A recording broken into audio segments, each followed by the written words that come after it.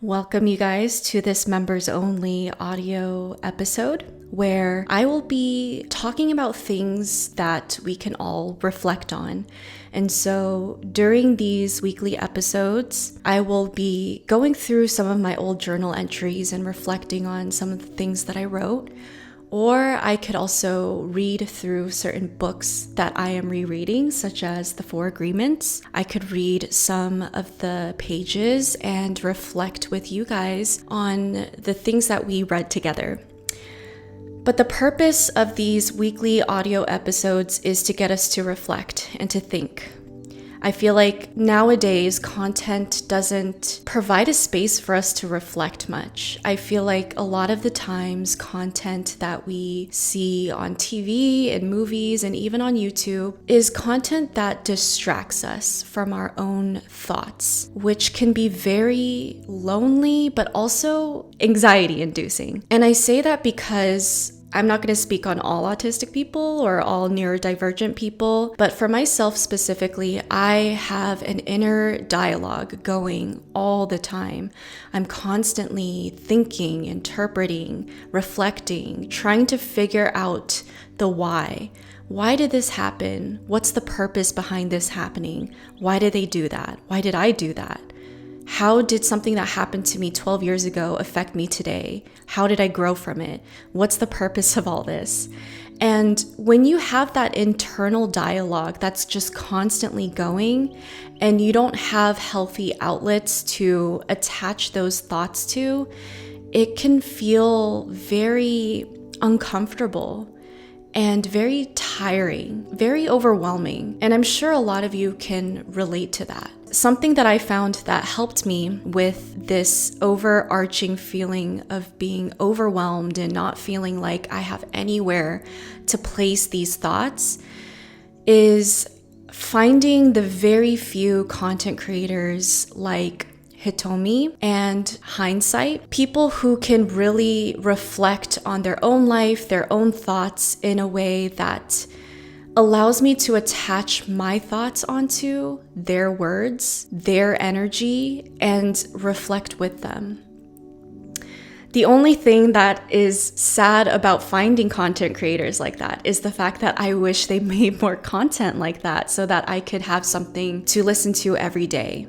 I feel like when I found these content creators, I straight up binged their content, watching it every single day for long periods of time, and it brought so much peace and clarity to me. But I hit a point where I watched every single video of theirs and rewatched multiple of their videos, and I still do that to this day. But what I'm ultimately trying to say is, I'm sure a lot of you have wanted and craved content like that as well. And I'm not sure if any of you have tried to look into content like that to attach some of your thoughts onto, because it's really helpful. But I want to enter that space in the same ways and provide that sort of clarity and release for some of my viewers. Hopefully in a way that is more inclusive and encompassing of neurodivergency in general, because I think that's really important to really hone in on a certain type of experience that I have and a lot of other people have that we don't really see being represented very openly. So the purpose of these weekly audio episodes for people who are choosing to be a part of the membership program is to provide these weekly episodes for you guys to attach your thoughts onto my words and to begin reflecting in a more focused way so that your thoughts aren't just running about and trying to latch onto any single thing to reflect on. So I think it'll be helpful for you guys to listen to these episodes in the morning, maybe at night as well, or anytime you find a sense of peace throughout your day, whether it's going on a walk or cooking. But either way, you can listen to these episodes, listen to my words, and reflect along with me in a way that feels like you are not only finding clarity, but also releasing an aspect of yourself that can make you feel good, can make you feel more fulfilled and more well-rested. Because being well-rested is not just physical rest, right? Being well rested to us can be a very mental and emotional experience as well. Finally having a form to our thoughts, releasing that out into the universe so that it's not just festering in our minds. And the same goes for emotions. I'm sure if there's something where we're reflecting on that is an emotional type of thought or experience, it could help us feel a sense of release to be able to finish those thoughts, have that realization or that lesson that we could finally integrate into our lives. And so that is what I'm intending to do with these weekly episodes. And I think it'll be very, very helpful for a lot of you, and also hopefully be very helpful for me as well, because I do this on my own time in my personal life. Every morning when I meditate, I just find some form to my thoughts. That's the purpose of meditation for me. That's also the purpose of me journaling as well. And so I think it'll be helpful for me to find the next step for me to release these reflections, and that is to like verbally speak of them out loud and put them out there for other people to connect to and benefit from. So yeah, with that being said, let's get into the first journal entry that I want to share with you guys. Healing comes in increments. We look back to the past to teach us why we are the way we are now, and we try to predict the future because we want to ensure our safety in the present. But as you build more trust within yourself, that will begin a ripple effect outward in your presence, your choices, and your being. You'll learn that you actually don't need to or even want to predict or look into the future anymore, because you not only feel safe and content enough in your present, but you also trust yourself enough to live through whatever happens. You also learn that by attempting to keep yourself safe, you're trying to prepare for how things can go wrong. But in reality, by doing so, you're ruining the sweetness of your present reality. You're taking it away from yourself, self-sabotaging in disguise of self-preservation. Wow.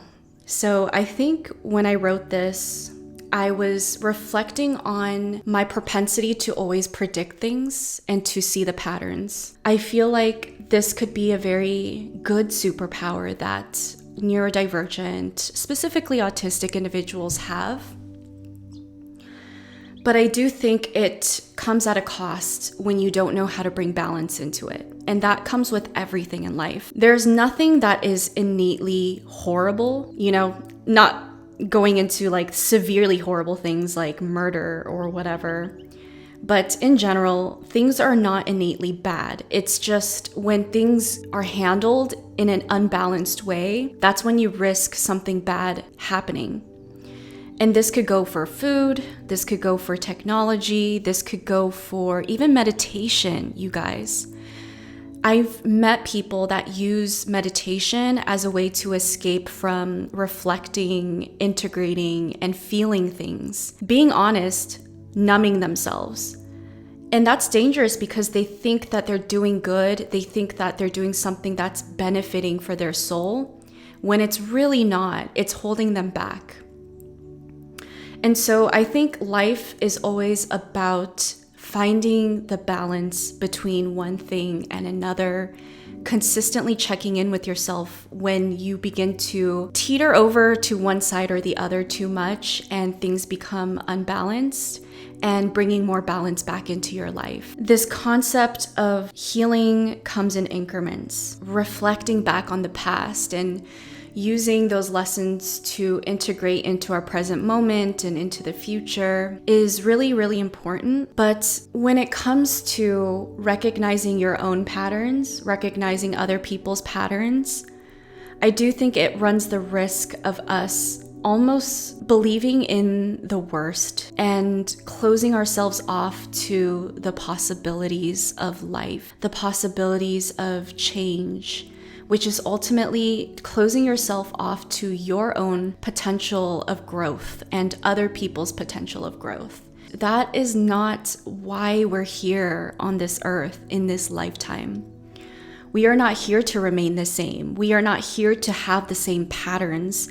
And this goes for other people as well.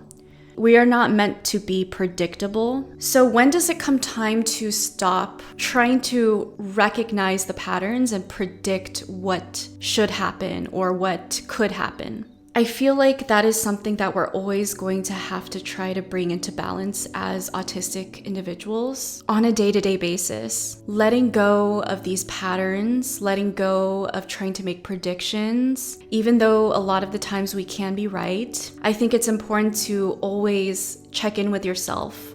Recognize these are the patterns I have learned so far in myself and others. But I am going to give myself a chance to let these things go and to be open to someone showing me otherwise, or be open to myself showing me otherwise. If I prove myself right and I carry on with the same patterns, so be it. I will be open again to the next time it happens and see if things will be different that time around. But it's always having that awareness that you could be wrong, those patterns can change, and that is also okay, and that is actually something you want to welcome and be open to. Think of that list that you have ongoing in your mind, that list of patterns that you keep track of, right? Just imagine that every time there's an opportunity, you have your pencil ready, and you're ready to write down any sort of changes. People are allowed to add on to their patterns, and so are you. It doesn't negate what was already written down, what was already there, and what already happened. It just means that there's more to add on to it. Hopefully, you will get to a point where the patterns that were already established for a long time, you guys may come to a point where those don't even matter anymore because they're not carried out in your lives anymore, and you've completely outgrown those patterns. And you could get rid of those old patterns that you have on your list and make space for the new ones. And I feel like this pattern recognition stems from the need to keep ourselves safe because it helps us know what to expect, know how to mask, and know how to script if we recognize the patterns and we could figure out what someone does, why they do it. But there comes to a point where I think as adults who are constantly trying to better the quality of our lives, there comes a point where that survival instinct in and of itself is something that we are outgrowing, and it doesn't serve us or help us in the same ways that it might have when we first developed it. That pattern recognition ability could have been very helpful, but I do think it reaches a point where it's no longer helpful in the way that it was, and it actually holds us back and ruins the possibilities of our happiness and our peace. When you begin to start expecting things to go wrong and the worst in people, when you become cynical and anxious, I think that's a good indication that this survival instinct is no longer serving you in the ways that you need it to. And it's time for you to outgrow that survival instinct and to integrate a new one. I do think there comes a time where you need to allow yourself to be open again, to be wrong, to be shown otherwise. And you just have to trust yourself that you will be okay, that you've come a long way, that you've came this far, and you've fostered a certain amount of tenacity and groundedness, and you are in a good place to begin to be open again, to make mistakes again, and to not necessarily always know what's gonna be happening all the time. I think there's something freeing and humbling about being in that state of being that's so open, that's accepting that you don't know everything, and that's okay. That's why you're here to learn. And I feel like moments like this happens with very big cycles in our lives coming to a close. So for example, I think when people graduate college, that is a really good point where you kind of have to reevaluate everything and integrate new ways of being.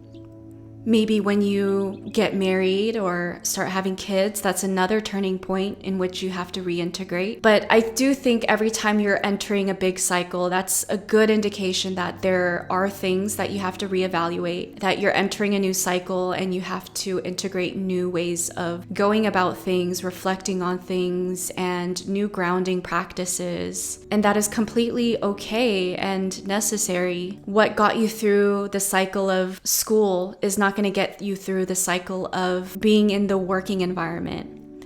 And what got you through that environment is not going to be the same as what can carry you through the environment of being in a stable relationship or marriage, starting a family. And so I encourage you guys to reflect on what gets you through certain aspects of your life. Are you carrying that over to the cycle in your life you are right now? And is it actually helping you? Or do you think it's actually holding you back? And if it is holding you back, what are things that you need to let go of? And what are new things that you have to integrate into your life moving forward into this next cycle? I know for myself, I am in a cycle in my life right now where I am needing to let go of a lot of things, a lot of old ways of going about things, a lot of past experiences. I just need to start from a new slate and allow myself and the people in my life the opportunity to establish who they are now, whatever that means from here moving forward. That is something I have to remind myself every single day. I know it's hard, but it is possible, and I know you guys can do it too. And with that being said, I will see you guys on next week's membership video. Bye, guys.